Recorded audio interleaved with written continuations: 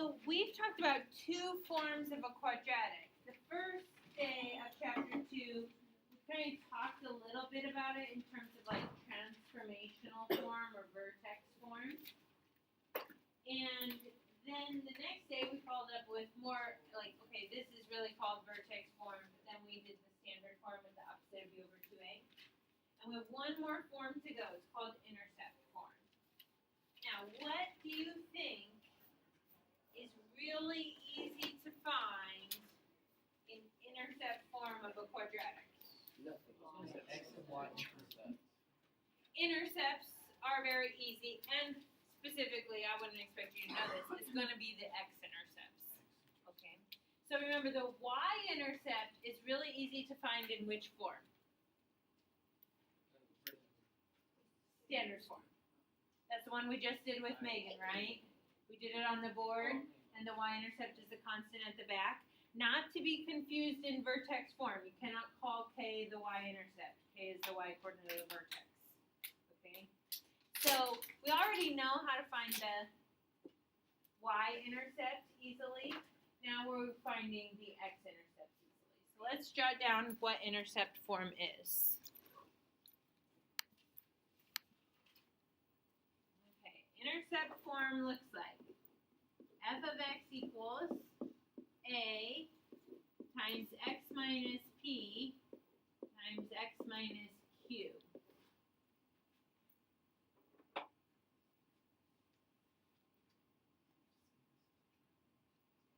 Notice that in intercept form, it doesn't immediately look quadratic. You don't actually see the x squared. But you know if you were to multiply this out, you would get an x squared in your first terms in FOIL or distribution. So it is still quadratic. And the things that are really easy to find besides A are P and Q. So P and Q represent our x-intercepts. So we'll write that down. The x-intercepts are going to be P comma 0 and Q comma 0.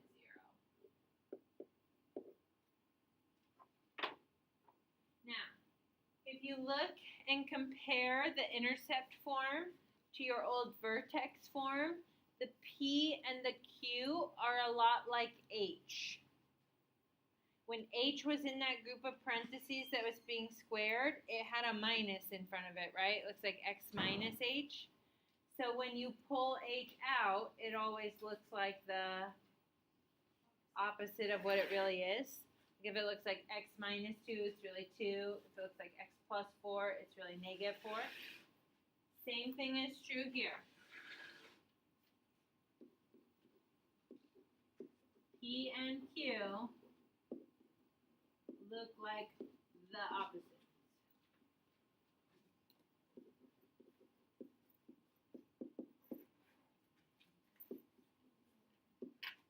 of what they really are. Okay.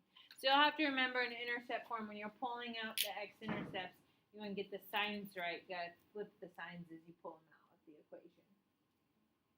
Now also notice that in that form, A is still there. There was A in standard form, there's A in vertex form, there's an A in intercept form, and it still does the same things. So if A is positive, our parabola opens up. If A is negative, our parabola opens down. A is greater than 1 will vertically stretch our graph, making our graph look narrower.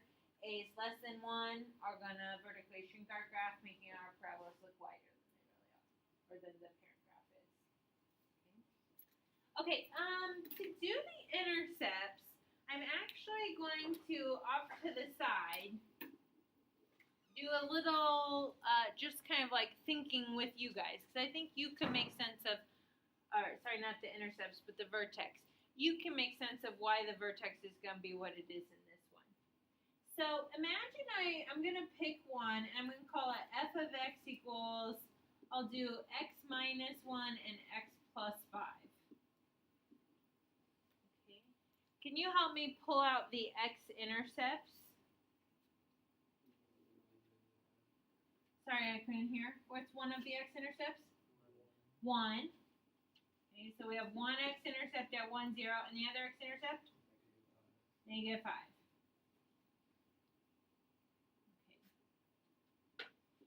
And in my equation, what's my value of A? Positive 1. So I know if it's positive, my parabola is opening up. So I'm just going to lightly sketch a parabola that passes through those points and opens up.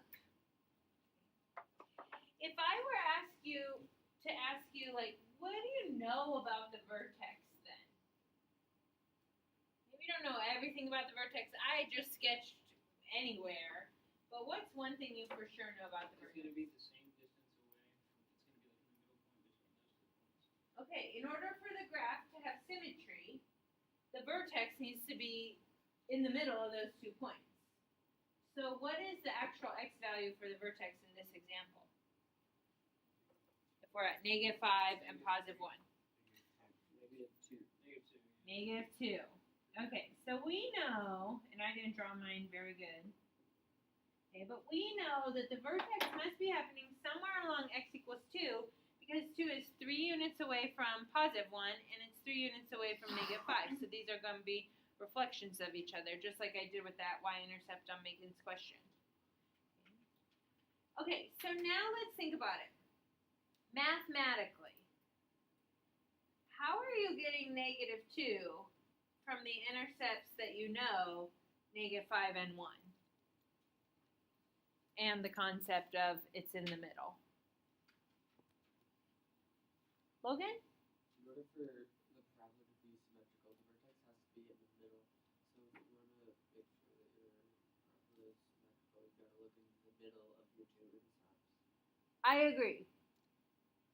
Knowing the value of A, P, and Q, how are you calculating to get -2? So that we could do this anytime, any intercept form. What math would we do to get from -5 and 1 to -2 under the concept of a middle? You add the 2 and then divide by 2. Add them up, divide by 2. What are you finding right there? The average, right? The middle of the 2 numbers. So when we calculate the vertex, you know how yesterday we had to do the opposite of b over 2a, and that kind of came out of nowhere. I just gave it to you. One day I'll show you, we'll work out why it is opposite of b over 2a. But for this vertex form, I think we could all agree we're going to take p plus q, add up the 2 intercepts, and then divide by 2. That's going to give us the middle value. Now, if we know that, like in my example over here on the side, if we know that -2 is in the middle of these 2 intercepts, and I know the equation, how would I find the actual y coordinate of my vertex? Liam? So x would be -2 because we found that already. So Yeah. Y equals -2 minus 1 times -2 plus 5. And that would just be -3 times 3, which is -9. So then I would know, I probably didn't draw my graph accurately, probably dips lower, right? So that's where over here in the vertex, remember how yesterday I used that function notation? I'm going to use it again. Just plug in p plus q divided by 2 to get y. So don't let that function notation really mess with your mind, right? It's not meant to be hard or challenging. If you need to, write a little statement to yourself. This just means plug p plus q divided by 2 in for x to get y. But p plus q divided by 2 is going to change for every intercept form depending on what the intercepts are. So we're just going to say f of p plus q divided by 2. And that just means plug it in.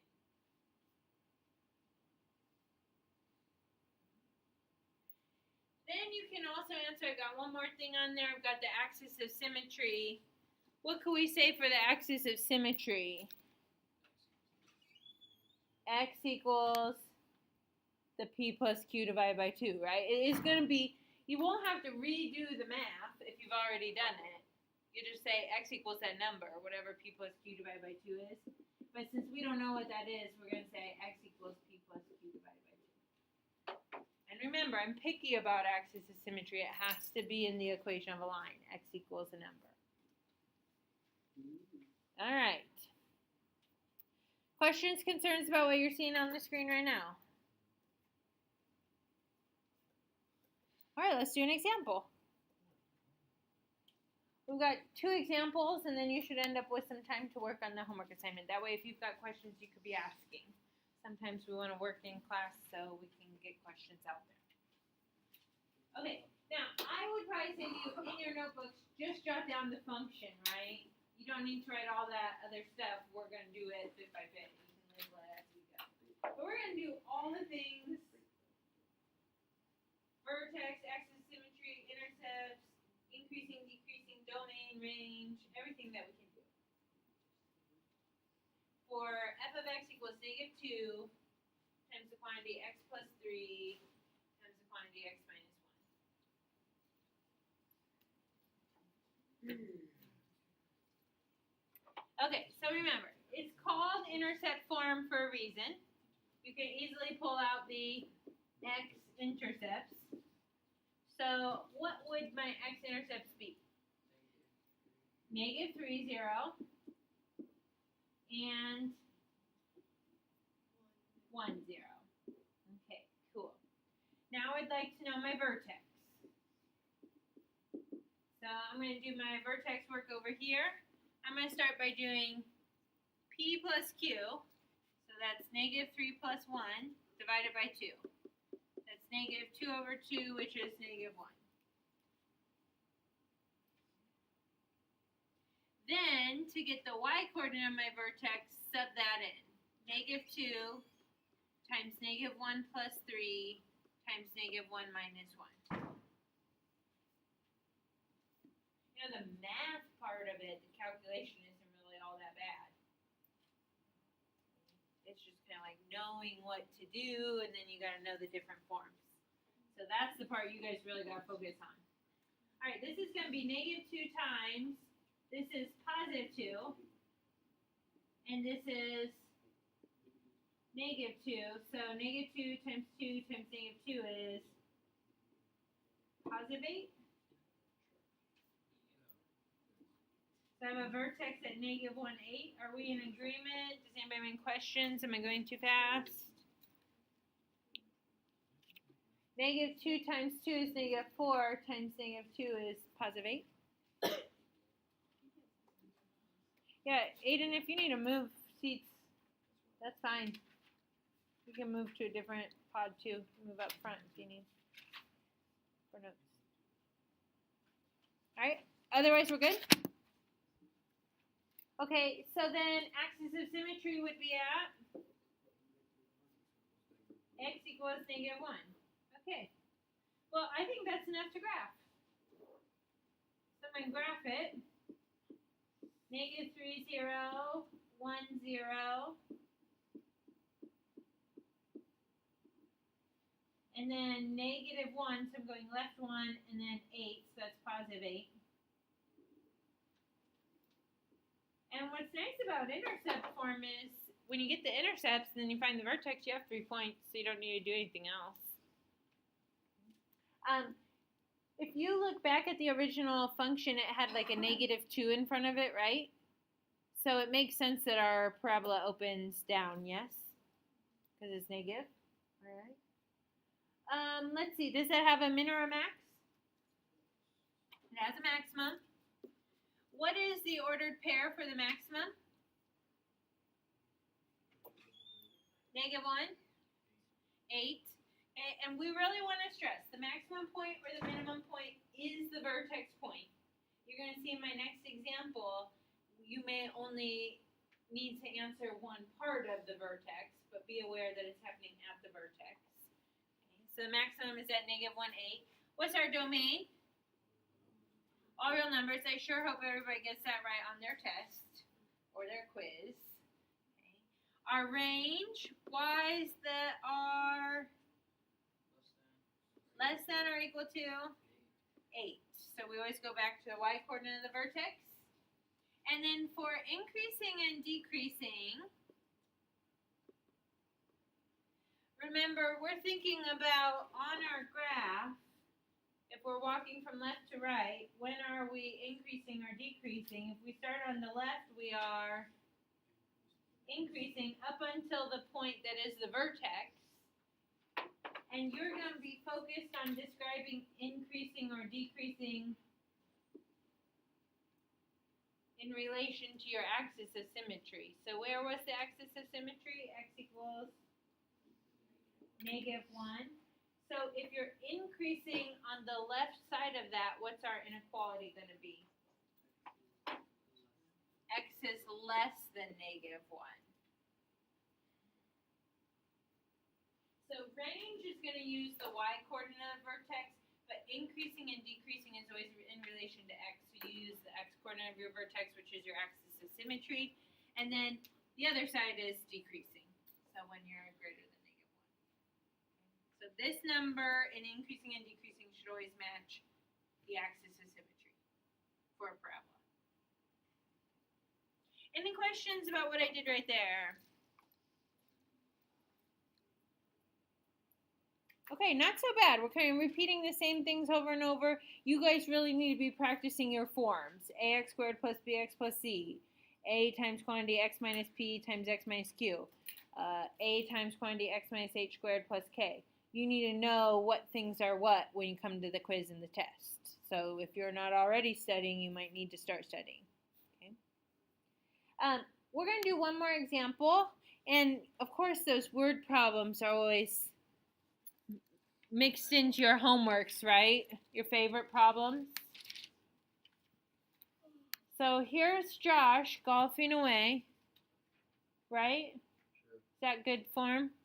Are you a golfer? Yeah. Okay. There's some good golf form right there. Okay. So let's say the parabola shows the path of Josh's golf shot, where x is the horizontal distance in yards and y is the corresponding height in yards. The path of Mitch Kroenke's golf shot, let's see who's better, can be modeled by the function f of x equals -0.02x times x minus 80. And we want to know which shot travels further and which shot travels higher. So this is Josh. And then f of x equation is me.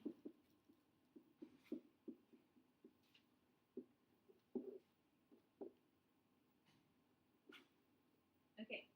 And we got to answer questions about farther and higher. How are we going to do that?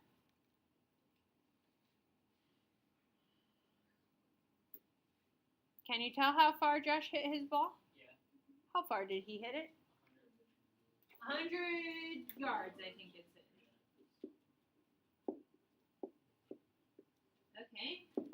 Can you tell how long my shot was? No. That's what we're trying to figure out. We would like to know. So what form is this equation? This is intercept form. When you see two x's like that are being multiplied, that's intercept form. So what are my intercepts? 0, 0. The first one, when x doesn't have anything subtracted, then p is 0. And x minus 80, my intercept is 80. So how far is my shot? 80 yards. Okay. Josh beats me.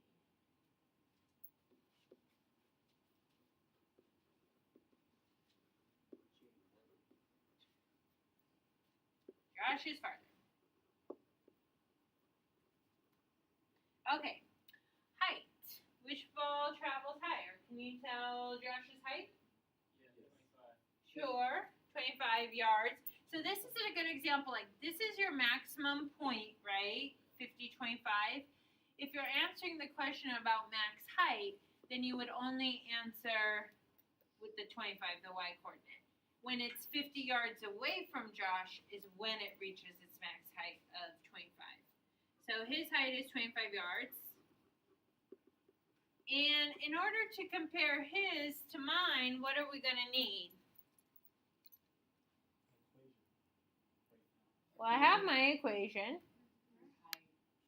We're going to need to know my max height. How am I going to find that? P plus Q over 2. P plus Q divided by 2, plug it back in, right? My max height is going to happen at my vertex. So just like we have that picture for Josh and we get to see his golf ball, we need to know where mine is. So that's vertex. So I would do x equals, we said P was 0 plus Q was 80 divided by 2. So that's going to be 40. Plug that in. Someone with a calculator can do this for us. It ends up being 32.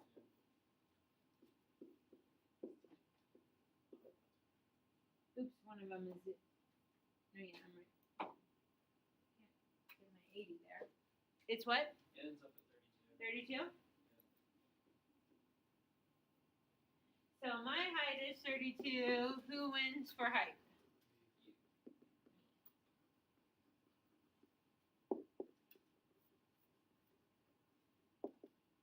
Okay. So really it's like break it down. I know a lot of people kind of see the word problems on the homework and then just like give up before they've even tried.